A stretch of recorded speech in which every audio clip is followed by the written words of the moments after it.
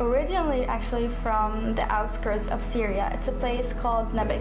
My family was always scattered around, but in summer they would all get together in the house. It was a big house, like a 3-story house, and we would all get there in the summer, and it would be amazing.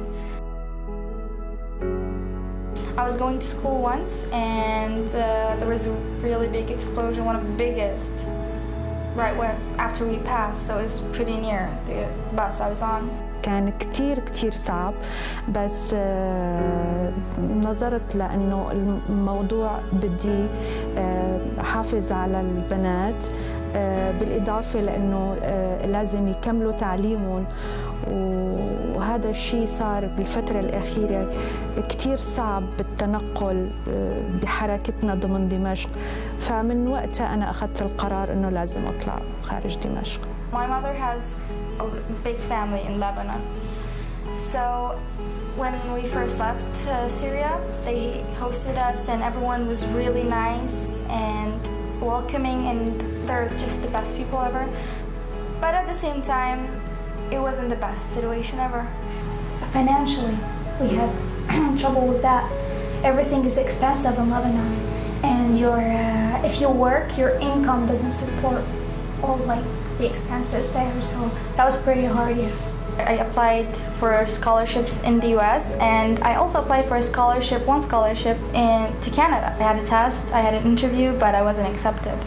But after that, they called me and they told us that they want to offer us a resettlement with our families. When they called and said that we have to leave in 2 days, I think we didn't have time to think it over. It was like, no, just pack, leave. So we didn't really think about it, and I think it hit me after we arrived in 2 days. It's like, oh, we're in Canada.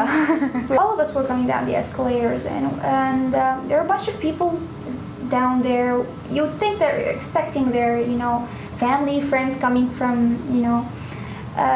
So there was 2 young girls carrying 2 boards with my name and Luna's, and once we saw them, we were pointing that at these boards, like, this is my name, that's my name. Once the 2 girls recognized us, that this is us, the entire group around us started clapping and cheering, and at first it was shocking, but then we realized they're our sponsors. Yeah, that must be them. شفنا المجموعة، استقبالهم،